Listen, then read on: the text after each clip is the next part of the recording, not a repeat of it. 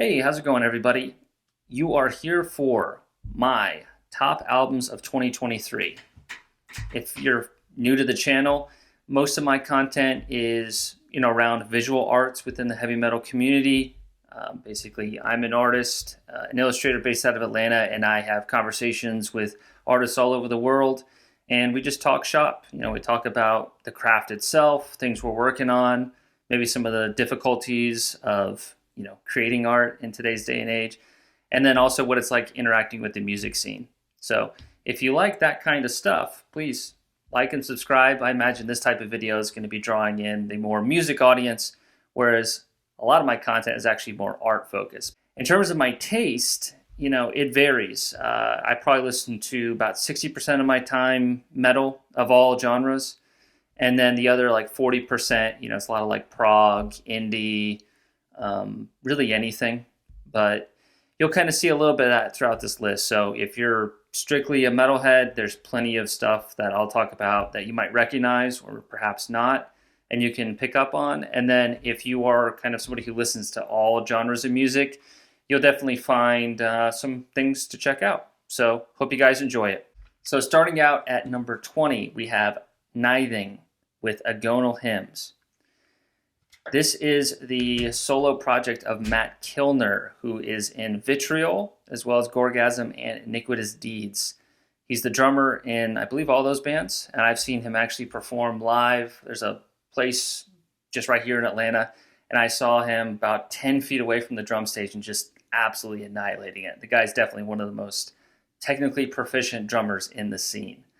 But in terms of this album, I mean, it's hard to define. It's definitely offering a unique take on the genre. It's extremely unrelenting. The production is very gritty, but not like raw, if that makes sense. Kind of reminds me a tad bit of the latest Devourment album.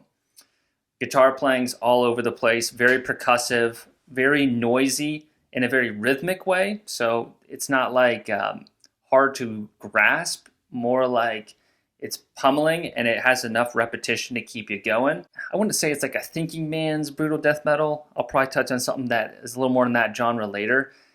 This is just providing a slightly more mathy, almost like Tony Danza, Tap Dance Extravaganza, Josh Travis era type of playing with brutal death metal.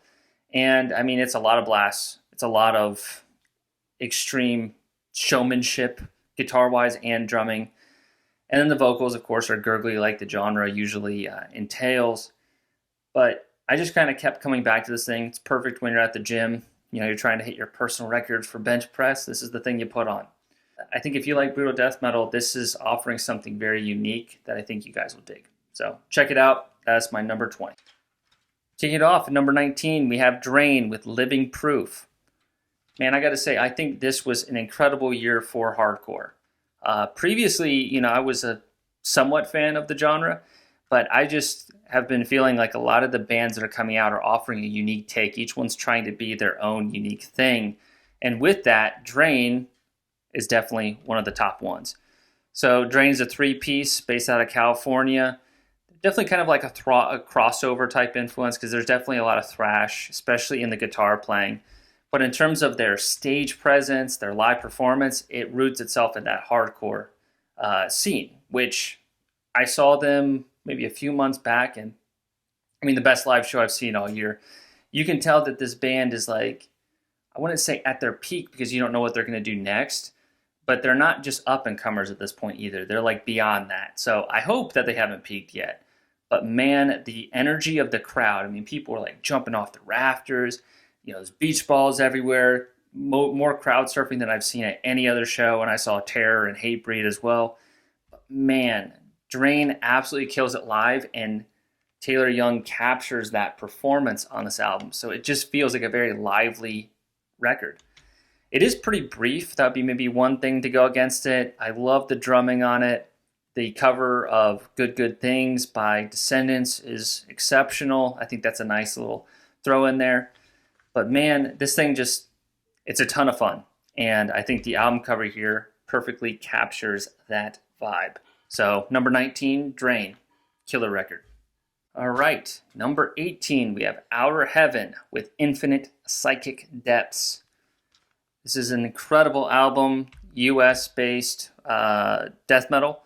Definitely very unrelenting, very fast, groovy at points, kind of like mid-era Morbid Angel, the dash of like Deicide, and then just a more contemporary sound too.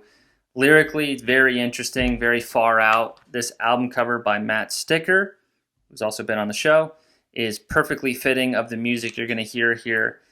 Austin Gaines' vocals, I mean, he sounds like a bear. I mean, it's pretty awesome.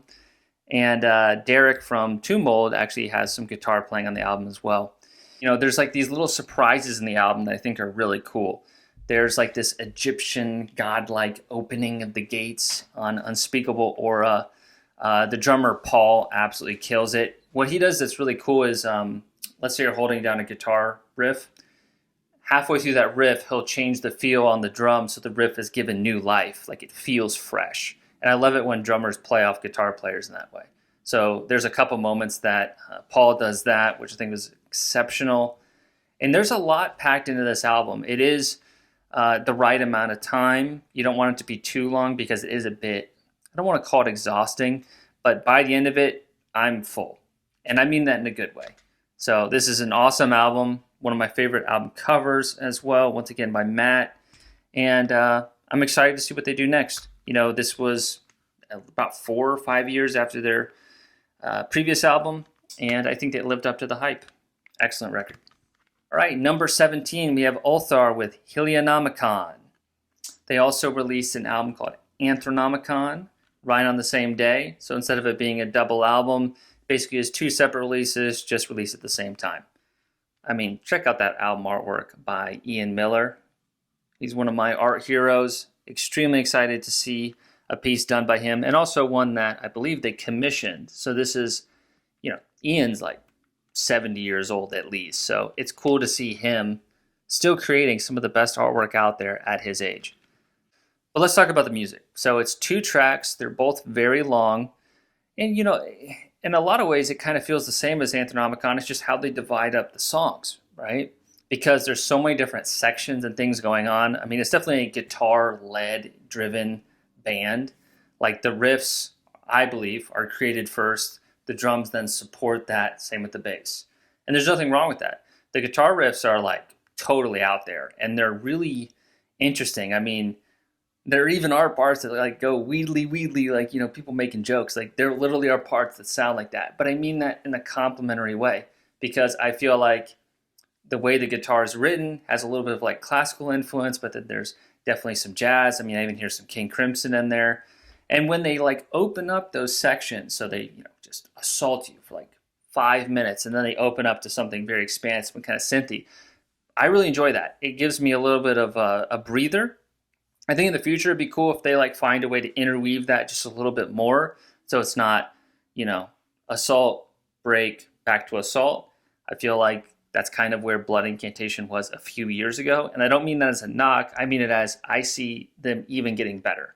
But this album, I've listened to it a ton. I love it. It's great for at the gym. Definitely good for if you want to go on a run. And excited where they go next. Orar. All right, number 16, we have Dodime's Guard with Black Medium Current. They return with probably their most accessible album.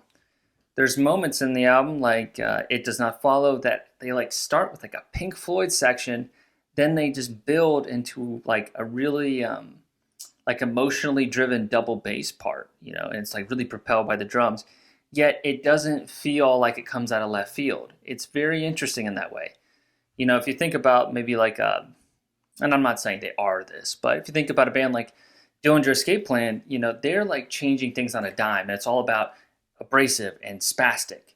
There's nothing really spastic about this music, but it is very experimental and it goes all over the place. It's just like the transitions on this album are way smoother than I used to hear with DHG, and I feel like that's just them maturing.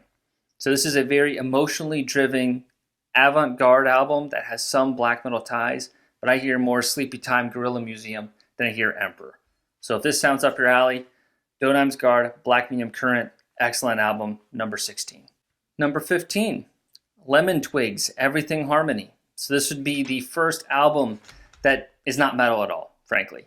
If you like stuff that's kind of like late 60s, early 70s, like I guess you call it AOR, I want to say yacht rock, but like this thing draws from like Neil Young, Todd Rundgren, The Byrds, it's like that kind of vibe. But what's interesting is they're not like using that like retro pastiche for like just like cheap effect. Like if this band came out in that time, it would feel like its own authentic voice, and it would, I think, do extremely well. This is just really well composed songs. There's even some Bee Gees and like Big Star in there too. Let's see. I think a highlight for me would be What Happens to a Heart. That song is awesome. The opener, When Winter Comes Around, is like really emotionally stirring. Extremely good singing. If you don't know about this band, it's basically two guys, brothers, one of them on drums, one on guitar. They both sing in harmony like perfectly. Just a excellent band, and I think this is their best album yet. So if you like stuff that is that, soft and tender, this is an excellent album. I think check it out. But if you're really here for the metal, skip it. No worries. All right, number 14, we're back into metal. We have Enslaved with Heimdall. Man, this album is awesome. I maybe like Utgard just a little bit more, but Enslaved really never misses.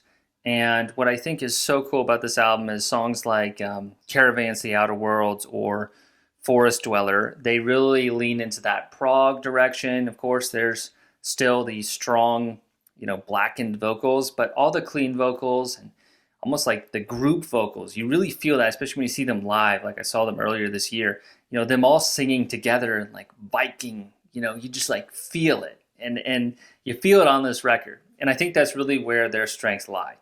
Enslaved is probably one of the most consistent, progressive-minded metal bands out there, and they continue their legacy with this album, and they continue to have fun with it. And they're very prolific nowadays too. I mean, what was it? Maybe 2 years ago with Utgard.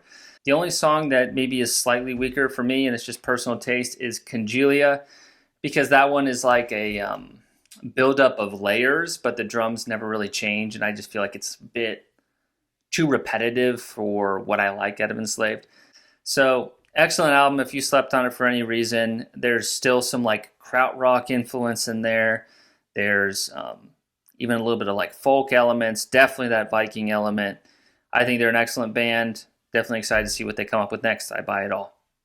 All right, number 13, we have Sango Bog with Homicidal Ecstasy. Excellent artwork by Caleb Butcher. You can definitely, when you see this, definitely it fits perfectly with the sound of the album. So I've always loved Sango Bog. When they first hit on the scene in like 2018, I mean, they turned heads and they got a lot of haters at the same time. And what I've loved with them is they've always stuck to their guns. They've developed their sound, which is very drum driven. So naturally, I'm going to like it a lot, provided that's my background. And I just love how unapologetic they are. They're in on the joke. But at the same time, with this album, I feel like they're taking themselves more seriously, but it's not a disadvantage. Cody's drumming just continues to get better and better. I mean, I love watching the guy play, and the type of like groove that he's laying down on this album is just perfect. There's definitely that hardcore influence within the band, and I think that's what makes them special. But there's no one else who sounds like Sango Bog. There really isn't. And if they do, they're imitating what has already proven to be successful with their formula. So in terms of highlights, I mean, Face Ripped Off with Aaron Hurd is amazing. A Lesson in Savagery almost feels like a Meshuggah song at first, with highly rhythmic, polyrhythmic kind of like chug, and then it just opens up with the drum groove, and man, you just want to headbang. And speaking of live bands, I mean, Sango Bog are road dogs. They are out all the time, and every show they're trying to win over their audience. And like, they're entertainers. They are really good at their craft. And I'm going to keep rooting for them. If people keep hating on them, that just fuels them, and I love that. I just feel like this is an excellent album, and even if it isn't like the most ambitious in terms of all these different instruments and things like that, rhythmically, it's excellent. I think I would like to hear a little bit more guitar showmanship or maybe even solos next time around, but don't lose sight of what makes Sango Bog awesome. So I love this record, and I have no shame in saying that. Number 12, we have Spirit Adrift with Ghost of the Gallows. This is an amazing album, and I've been a Spirit Adrift fan from the beginning, but I will say, watching every Tuesday Nate Garrett's YouTube podcast, it's made me appreciate the music more because I understand what he's kind of going through, and he talks about the creative process, and I feel like I resonate with him as a person. So that definitely trickled into my enjoyment with this album, but it definitely could stand completely on its own apart from that. In terms of the songs itself, Barn Burner is definitely a highlight. Give Her to the River starts the album out perfectly. I feel like Nate always has that like first and second track like 1-2 punch down with every single album that he releases. And you can feel like there is some Metallica influence. There's definitely a lot of Ozzy. There's definitely some Doom in there too. But I feel like this is his most mature album to date. His singing sounds better than ever. And I feel like the band that he has working with him, it's a little more collaborative than it was in the past. And he's bringing out the best in all of those members. So highly recommend Spirit Adrift, Ghost in the Gallows. That is my number 12. Number 11, we have Cruentum with Obsidian Refractions. I had to double check looking at my notes here. Excellent artwork by Dave Galumba. But man, they haven't made anything since 2015 with Charnel Passages, and I feel like they're picking up exactly where they left off. And what's interesting is if you look at the scene as a whole, Cruentum with that album was ahead of the curve, right? So now there's been bands that are in that same cavernous type death metal. I'd say these guys are a little more blasphemous than maybe some of the stuff that's been popping off. But, they're coming back and they're like, okay, this is how it's done. And they truly did that. The ideas here, I wouldn't say they're the most revolutionary or innovative. That's not the appeal of this band. The appeal of this band is you got something that's groovy, dark, blasphemous, but let's execute it better than everybody else. Let's be song focused, and let's have a killer, tight, extremely booming, especially with the drums, mix and production, and let's do it better than everybody else. So this is definitely one of the best death metal albums this year, especially if you want something that it's not going to give you the most surprises. It's not going to go left field. It's just going to give you everything that you want. A couple of really good transitions, very good musicianship, no doubt. But it's delivering on exactly what you want with the Cruentum album. So I feel like they came back very strong. Looking at my notes here, the song Necropolis of Obsidian Mirrors, there's like a section towards like the 5-minute mark that like just has this awesome tom groove that kind of like builds you up. So love this album.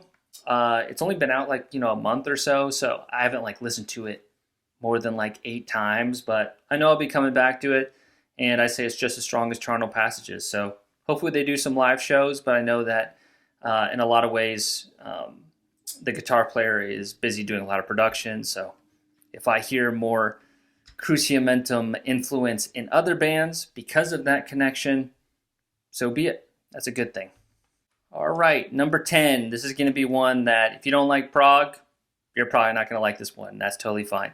This is Chronicles of Father Robin with Tales of Aurora. This is the first album of a 3-set series. The second album has basically come out. I think it came out earlier this year. But this one, so if you like things like Jethro Tull or Caravan or even Yes, check this thing out. Basically, right now, there's a resurgence of Prog, especially coming out of Norway and Sweden. And this is like a Norwegian Prog supergroup, basically. I love this album artwork, by the way, too. But, there's a little bit of twee, there's a little bit of cheese, but in a lot of ways, this is an authentic, very well-written love letter to that sound of the early 70s. There's flute, there's violin, there's really everything, and it's a lot of members. Shares members of Wobbler, for instance. And I think some highlights would be like Elysian Forest. That song just goes on a complete journey in a trek. So if you love songs like Supper's Ready by Genesis, check this song out, and then maybe get the whole album. But I think this is probably one of the strongest prog albums of the year. In a year that I wasn't listening to a lot of prog, but this really brought that back for me. So I've been spinning this thing a ton. If you like prog, check it out. All right, number 9, we have Afterbirth with In But Not Of. This is thinking man's brutal death metal, and I mean that from not a pretentious way. Afterbirth has been around since the 90s, but with each album that they've come out in like the 2010s and so on, they've been very self-assured in their progressive mindedness, but it's all coming from a place of like brutal death metal is the core. Vocals are clearly that with Will Smith, but there's really no limits in terms of what they can take their direction with. Melanie with Melanie Loves Death Metal just recently did a really good interview with Cody Drasser, the guitar player, and he was talking about how there's not really a lot of vetoes in the songwriting room, and he just loves to practice. So definitely check that interview out. And another connection, Alex Heckman-Lawn is a friend of mine. He's going to be on the show as well. He did this album artwork. It's like a digital collage. He also did all the graphic design, I believe. Amazing artist. I think the other thing with this one is just the drumming on this album is absolutely unreal. You can tell that the drummer knows how to play metal extremely well, but he definitely draws from prog as well. So he's playing some stuff that, if you just isolated those tracks, it wouldn't be out of place on like a Dream Theater album. Especially some of those fills that have kind of the roto tom kind of sound, or really high pitched tom at the beginning. Super sick. But man, excellent album. I think it starts out with a bang with tightening the screws and really doesn't let off. Vivisected Psychopomp, another really cool track. And then there's the instrumental track. I believe it's Vomit on Humanity. I get the songs mixed up, frankly, all the time. That song has a very cynic influence and definitely really interesting. So if they even wanted to go fully instrumental or more instrumental, I wouldn't be opposed to that. Not that there's anything against Will's vocal approach. I love it for this band. It's just the music is, for me, the main thing that I love about Afterbirth. All right, number 8, we have Marlocarpan with Baroness Caesar. For some reason, that's hard for me to say. Baroness Caesar. But yeah, I think this is probably one of the biggest glow-ups of any band on this list. And trust me, their past material is awesome. I just feel like they're finding their own with this one. There's 70s King Crimson influence. Man, the synth tones, and almost like a Mellotron sound. So cool. You know what it actually reminds me of? It reminds me a lot of the German prog band Triumvirat. I don't know if you guys ever heard of them before, but there's stuff that sounds just out of that. But it's like Triumvirat mixed with Mortuary Drape. That's how I think of Marlocarpan. And yeah, I'm not going to be able to say any of these song names, so I won't even try. Just check this album out. It kind of flew under the radar for a lot of people. But if you like stuff like Negative Plane, I feel like it fits right in that pocket of the drumming style and kind of the feeling of the songs, where the guitar work is what kind of throws you off a little bit in a good way. There's some Judas Priest riffs on this thing. So this is blackened vocals, but everything else, it's more first wave black metal, trad metal. It's in its own league. So this album blew me away. A lot of repeat listens, and I love, love, love, love the prog passages. Number 7, we have Pain of Truth with Not Through Blood. And yeah, this is, for me, the best hardcore album this year. What's funny with them is they're the DJ Khaled of hardcore. Each song has guest features and sometimes multiple, but that just makes it seem so much more like a family affair, and I love it. Pain of Truth, man, they've been rising through the ranks in the scene, and they're not doing anything that's out of left field, whereas a lot of the hardcore bands that I've been thinking about, they are doing stuff that's different. With them, they're just doing it kind of the best right now. The production of this album is a huge step up from their EP. This thing is just, I had it on repeat, at the gym. But let's see, Acting Up, You and Me, Out of Our Hands. There's not a weak track on this album. I think these guys are going to keep growing and growing, probably becoming one of the top hardcore bands in the scene, especially for people who love hardcore. But man, I think in like Acting Up, that has like the 200 stab wounds feature. I think it's really cool. So if you don't like hardcore, you're not going to like this. But if you do, I think this is some of the best stuff to come out this year. All right, we are trucking along at number 6. We have Godr with Distortions out on Profound Lower. I definitely would have slept on this thing if Nate Garrett in one of his podcast episodes wasn't speaking really highly of this thing. Checked it out on a whim, and man, I think I heard Devils first, and I was like, wow, this production is amazing. The drums sound massive, the guitars are beautiful, but what really separates this band from the rest is the duality and the partnership between the guitarist and I think she's the keyboardist, but it basically is Hamish and Catherine Glencross. I think highlights would definitely be Devils. We got As Titans, Pictures Remain, Unseen, Unheard. I mean, I think there's almost moments that feel like the Black Album in terms of like catchiness, but then they go into like My Dying Bride sections, maybe even some Dead Can Dance at moments. It's really, really good. So if you like kind of like gothic tinged doom metal, but more uplifting and clean vocals, especially with the female vocals, just make this band so unique. Definitely check this thing out. I think this thing is slept on by a lot of people, and I mean, I'm going to be listening to this thing for years to come. Number 5, we have Tomb Mold with The Enduring Spirit. Excellent artwork by Jesse Jacoby. I was reading a really interesting article on Heaviest of Art, and it was talking about how like there's a partnership, and that's what you want as a visual artist. You want that partnership with the band, and it seems like they have a really good way of working with one another. They'll even send like early tracks, and that helps out with demonstrating and building out that vibe through the artwork, it's a cohesive package. In this case, this is a much more uplifting, ethereal album. So all of these different tones and the painting style here is perfect for this type of album. So Cynic is definitely a bigger influence on this album in terms of what I hear. I still think that they're probably as heavy as they ever have been. It's just there's more of like okay, let's have a really, really heavy section, and let's completely snap into something really beautiful and uplifting, very clean guitar. Derek has an excellent, excellent ear and taste for using guitar effects and guitar pedals and like changing the vibe up. I mean, there's shoegaze elements on here, extremely clean. There's definitely some classical. Like, I love how eclectic this band is, but don't get me wrong, it's mostly death metal. I think sometimes in the reviews and the haters, they're emphasizing so much of all these things that aren't the death metal, but it still is very much that. And I almost want in their next album to go even further. Go further away from death metal. For me, it's fine because I've heard that, and I know that this band is one that wants to continuously change, continuously evolve. So I'd love to hear even more prog, and I think, what if I said that like 5 times already? I like it when bands keep going farther out, venturing out. For me, I want to be surprised. I want that unexpected. But it has to come from a very genuine place. It can't be pretentious, which would be, wankery for the sake of it. This is far from it. Excellent album.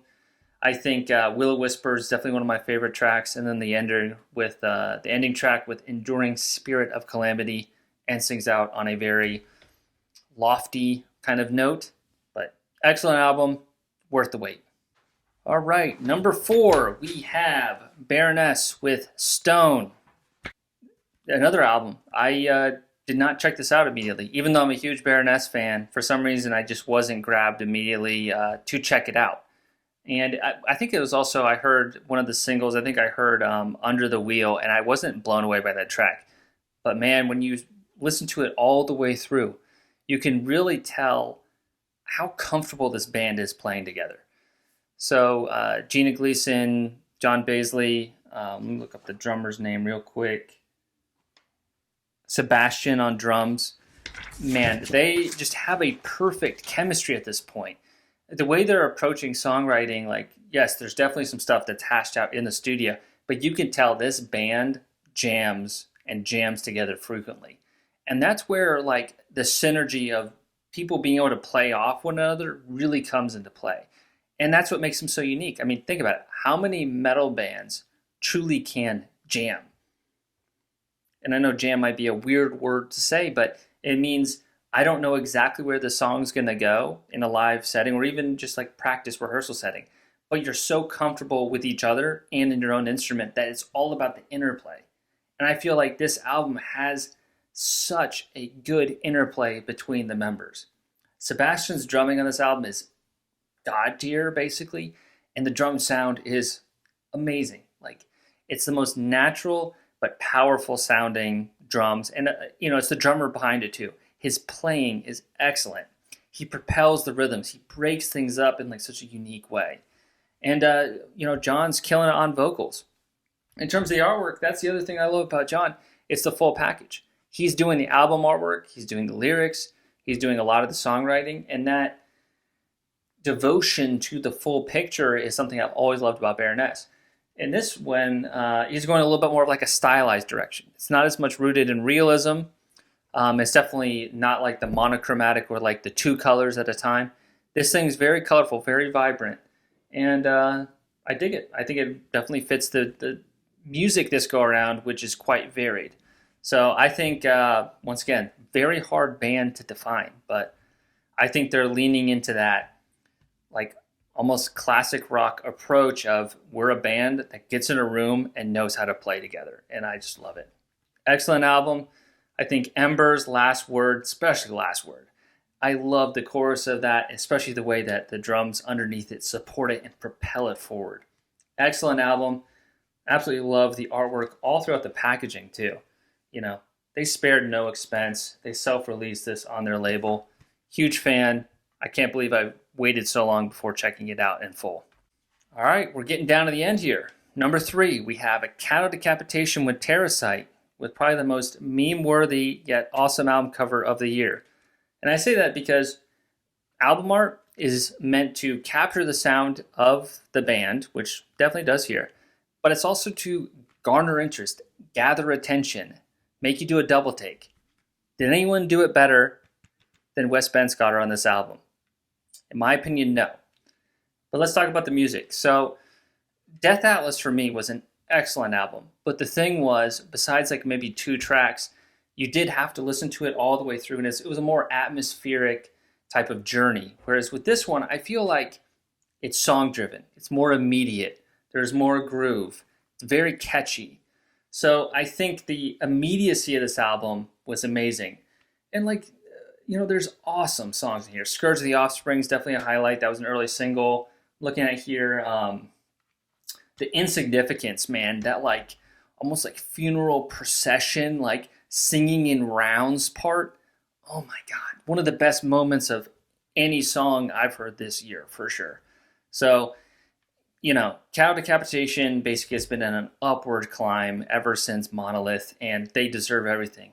Travis Ryan, definitely the most influential vocalist in terms of the next generation of talent, and he's always one step ahead of everybody.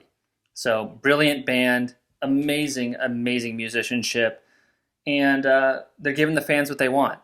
Love this album. All right, number 2. This is probably going to be an album a lot of people haven't heard. This is Wednesday with Rat Saw God. So Wednesday, this is my first time hearing them, but they're definitely appealing to more like the Pitchfork crowd. But the thing is, while that publication gets a lot of things and they show a lot of stuff that I don't have interest in, when they give something a really high score and it's in a genre that I like, I typically check it out. Half the time I love it, half the time I don't.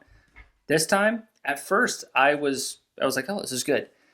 Man, it sticks with you. And the more you listen to it, it just really develops this emotional appeal. And you realize how each song has its own identity.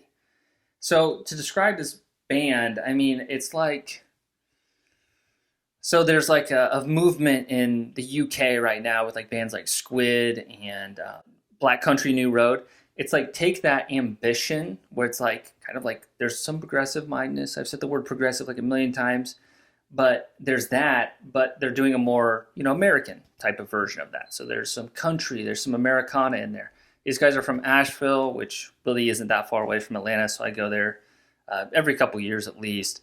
And I can feel that southern angst combined with like sonic youth and like a little bit of shoegaze in there. And there's this one song, Bold Believer, man. It's like an epic. It even goes to like a lingua ignota, like just mental breakdown, like heavy part towards the end. And like the lyrics are very like, they're kind of like part stream of consciousness, part like observational. Really smart, witty band that has like a really cool sound. It even's got lap steel like all over the album. So if you like stuff that's more in the indie kind of sphere, I mean, this thing is as good as people have been saying. Love this album. Definitely deserves to be number 2. All right, and we are here with number 1. This is Horrendous with Ontological Mysterium. I mean, I love Horrendous, and I always have. But this is, I think, their most mature album yet. And it's also one where I feel like they're fully confident in what they want to do, and they completely deliver it. I love the addition of clean vocals in a very tasteful and emotional way. And that's the thing is like you got, like if Death was still a band nowadays, I feel like this would be roughly what they would sound. That isn't to say that they're copying Death per se. What it means, or what I mean by it, is they're taking that as a jumping off point. And the thing is, Death and later in their career was, it could be almost anything, right? So, extremely heavy at moments, but I feel like where they're a step ahead of a lot of other bands that are trying to do that more prog death metal is the interweaving of everything. I made a comment earlier, with like Ourter, and I love them, right? But there's those moments where it breaks out into synths or whatever. But they're not weaving it in with like all the guitar parts and the drum parts. The thing is with this band is everything is exceptionally performed and written. And what I mean with it being like that well written is, I mean, the way that the songs are composed, you can tell that they've just been stewing and been ruminating over how to write this stuff so that it has perfect flow and it captures that emotional appeal. To create something that is death metal and heavy, it gets you headbanging, but then you like feel that emotion, like genuinely feel it. That is a gift, and that is extremely hard to do. And that's what they master on this album. It really is as good as people say. It takes you on a journey. These guys are so comfortable playing with one another. And I feel like it did take a while with Idol to this album, but it was well worth it. The only maybe minor gripe, and it's personal taste, is I don't like how the snare drum sounds. That's literally it. I hope overall you guys like this video. A bit different than the art content I've been doing lately. And trust me, that's going to be my major focus. I love music. I'll be doing stuff periodically, but you got to do your top 20 albums of the year. It's something that helps me kind of like think about the year in review. And it's also a cool way of connecting with other people. And hopefully you guys take what I have here. Anyways, please like and subscribe. Check out Heavy Art Talk. We got episodes every other week, if not more frequently. And till next time, thank you. See you guys.